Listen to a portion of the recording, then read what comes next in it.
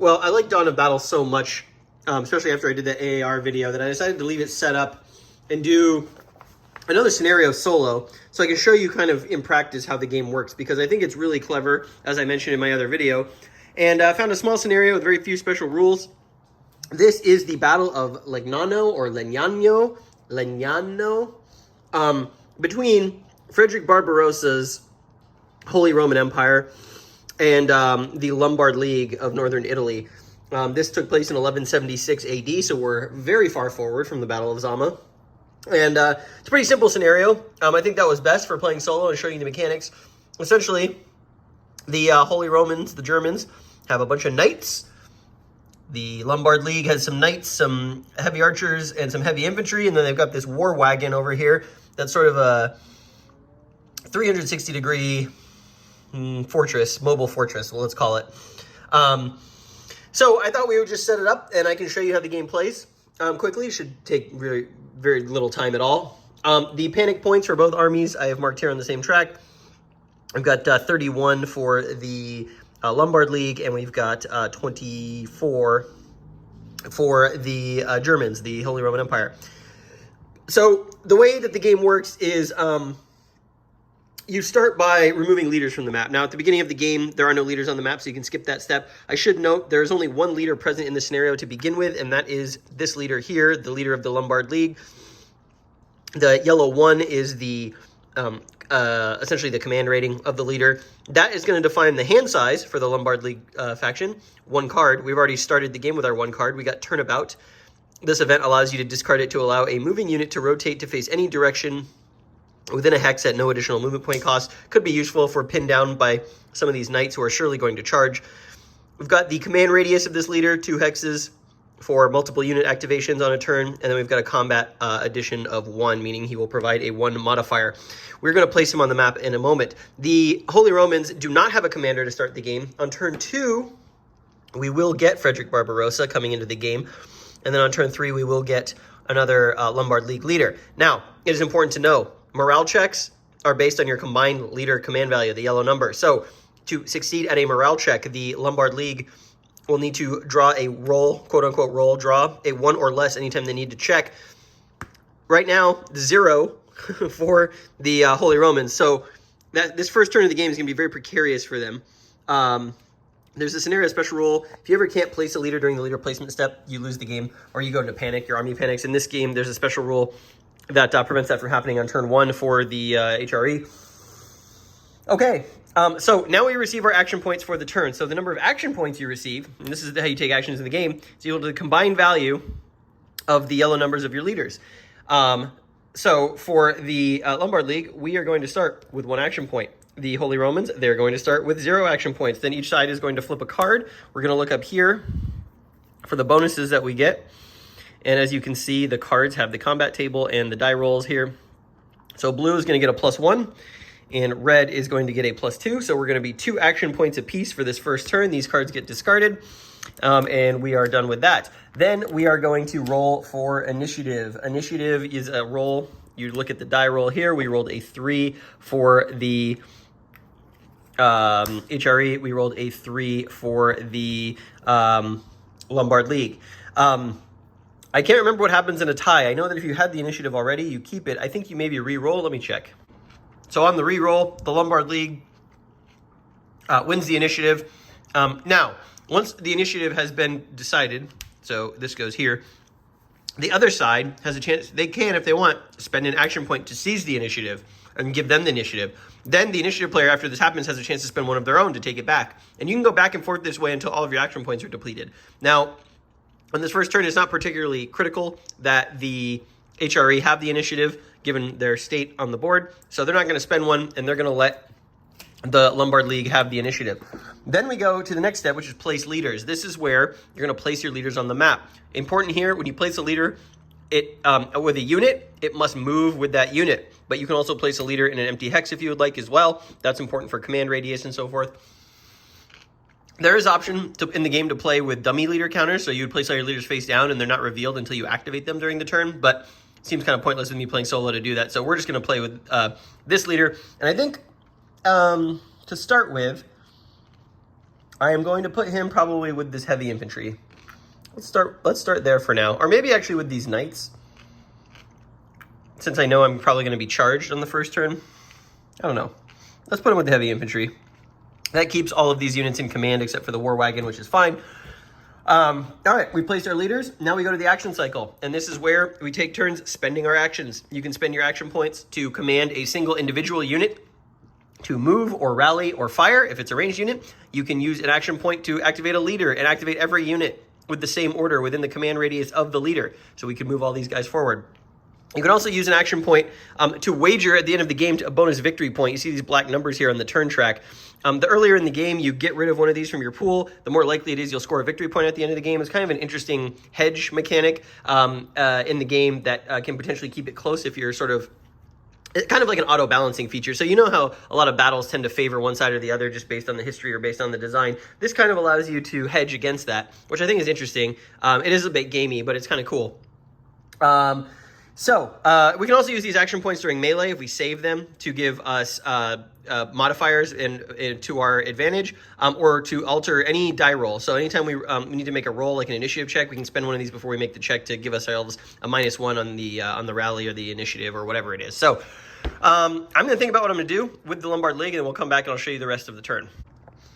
All right, so the first turn, we basically did some pretty simple things. One, with the Lombards, we decided to charge with our knights headlong into the front of the HRE formation. Historically, the HRE was the one who committed the charge, drove the Lombards back to their war wagon, and then they were repulsed through some heavy defensive activity.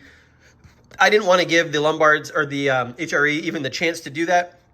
I want to disrupt their charge, their knight formation.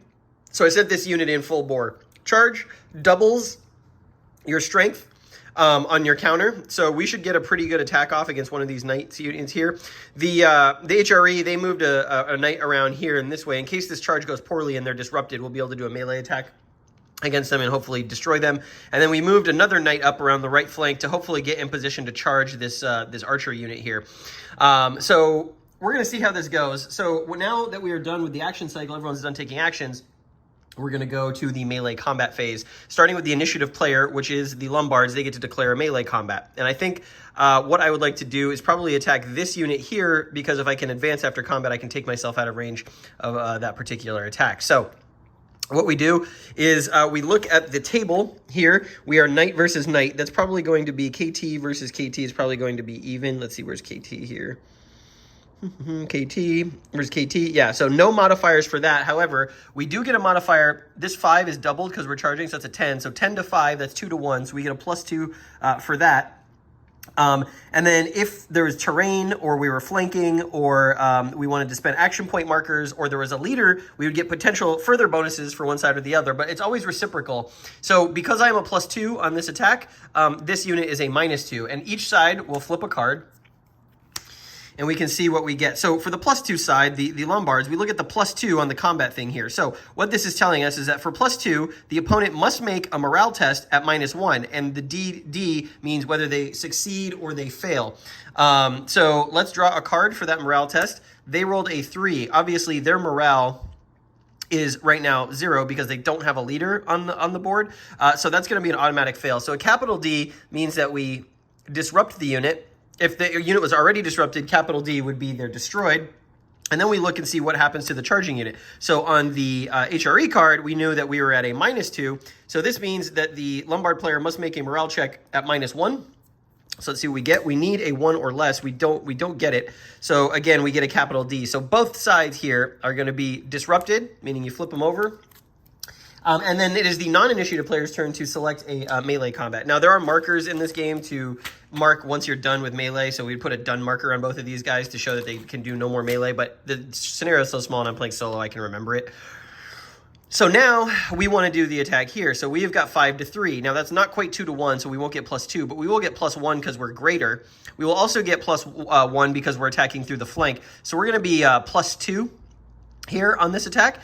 So let's do a draw for the melee attack. So +2, that is just an automatic small d result, which is going to have no effect on a unit that's already disrupted, so this doesn't really do much. And then on -2, the attacking unit is a small d, so we're going to disrupt this unit. So this Lombard cavalry is really hanging in there, really causing all sorts of problems for the HRE.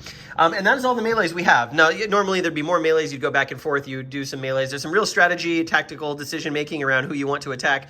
Oh, actually, that's not true. This unit could attack as well. So let's try and do that. So this is going to be just, I think, well, it'd be +1. 5 to 3 would be +1, and that would be it. And that might not be, well, let's try it. Let's try it. So the Lombards would pass. They have no more melees they can activate. The HRE has one more melee they can do, which is here. They're at +1, so the opponent makes a die roll at +1, and that is going to be a fail. Now this result here, big D, when they fail, that means this unit is eliminated. So we bring this over to the casualties. That is a 5 casualty point army loss. So we go 1, 2, 3, 4, 5, and we bring the panic level down to 26 for the Lombards. So that is that. And then for the attacking player, or for the defending player, we were at -1. So this is a morale check, flat morale check. Obviously, they can't succeed, so we're going to disrupt this unit as well. So there we go. We've successfully used our knights to disrupt the HRE advance, and now maybe we can think about getting some fire off here. They might take some time to regroup with some rally actions next turn. But now that we're done with melee, we're going to move the turn marker forward to here. We're going to get available reinforcements for both sides, including a leader now for the, this is Frederick Barbarossa. He's going to come into play this turn. And now we do a random event check. So we will check and see if there's any random events. No random event on this card, and down here we've got an elephant check. So if there were elephants in the battlefield, we would do a check to see what happens with the elephants. But in this case, there are no elephants, so neither side drew a random event. So we are good to go to start the beginning of turn 2, and we remove all leaders from the map. They will get replaced in this turn. And we'll draw for command points and take our actions. So that's basically how the game works. I'll come back and show you the outcome of this battle here after I played it. All right, well, here's where we are at the end of the second turn, well, the melee step of the second turn. We did have some Lombards reinforcements come on from this part of the map, and we're going to get another stack next turn coming on from this part of the map, something I didn't tell you up front as we were playing this. We're charging the camp, and we're going to charge the rear of these other HRE cavalry. The HRE under Barbarossa have pushed their knights into a full charge against this line to see if they can break the Lombards in this sequence, and then ideally I want to swing back and try and drive these guys off here. We did manage to successfully rally some of these units.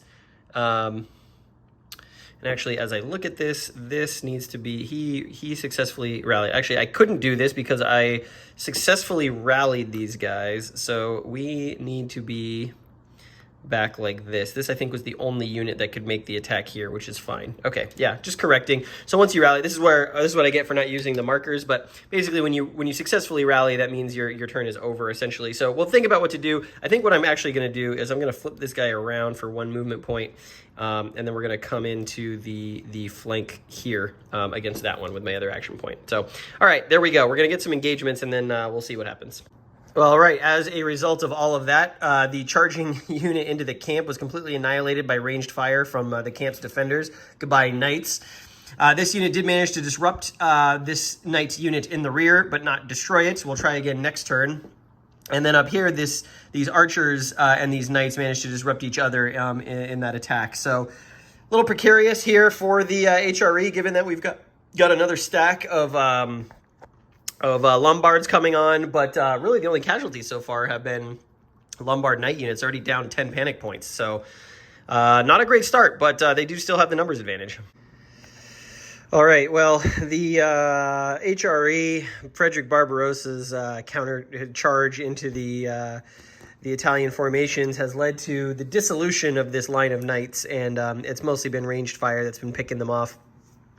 Got a bit of a stalemate over here. Actually, this past turn, Barbarossa had a really great attack against these disrupted knights with his own unit and committed a couple of action point markers to increase the odds of the attack succeeding, and he just drew a terrible card that didn't do anything to those units. So now they're on the back foot, and the only saving grace is that during the random event segment, we did draw the fatigue event, and we failed the roll, and therefore what that means is now all of the morale values of the the Italian side are actually, it's harder to pass morale checks. Morale checks are going to be at a +1 or -1 to the total morale. So the morale of the Lombard army is 2. Now it is 1. So it's going to be very difficult to pass morale checks. That's going to be the one thing that will let the HRE win this game if they can cause some losses in any of their attacks. But it's looking very difficult. All right, and just like that, at the end of turn 6, the game is over, and that is because during the random event phase, the HRE player drew the time event. Then you look at the turn track. There's a die indicator here. You do a die roll. If it's equal to or less than that value, the game ends. We drew a 2.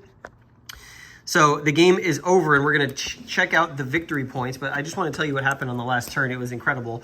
Barbarossa's knights attacked here against the Lombards, a reduced, disordered knight unit. They actually used another of their action point markers. They had a +5 on the attack, and just the way that the cards came out, +5, they had to make a morale check. The Lombards had to make a morale check. They passed the morale check by drawing a 1, which did not destroy the unit, and there were no other real melee attacks to be had. Otherwise, it would have just been kind of degrading both sides evenly.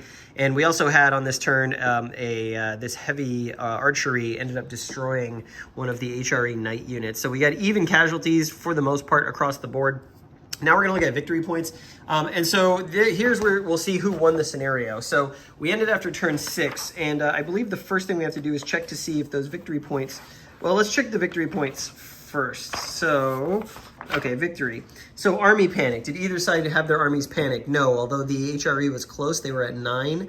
The Lombards were at 17. So no one was close to panicking just yet. No one captured a war wagon or a camp. Both of those are still intact. We tried to attack the camp, but we didn't. And then glorious slaughter. So if an army suffered half as many total strength losses, you earn a victory point. That was not the case. And now we look at the handicap. And this is where we wagered 3 and 2. You can see this is a 3, this is a 2. We wagered action points from our pool during the course of the game as the HRE player for just this situation, actually. So the number is 5. If we look at this chart here, we need to roll a 3 or less. We banked 5 points. So if we roll a 3 or less on this end of game die draw, we're going to score a victory point. We rolled a 6. So it was even. It was no victory points for anyone. This was a draw, and it certainly felt that way. It, if this scenario had gone any longer, it looks like probably we could have marched the Lombard units up here and taken the HRE knights in the rear. But by the rules of the game, it was a draw game. And that took me all of probably 40 minutes to play solo here. It's just flipping cards. And I love the Fog of War. I think it's a really cool game. Really neat tactical system. Less prescriptive than other tactical systems. And you get just a huge ton of content. So that's a quick look at a scenario of Dawn of Battle. Hope you enjoyed that. And I will see you when I do another video of whatever catches my fancy.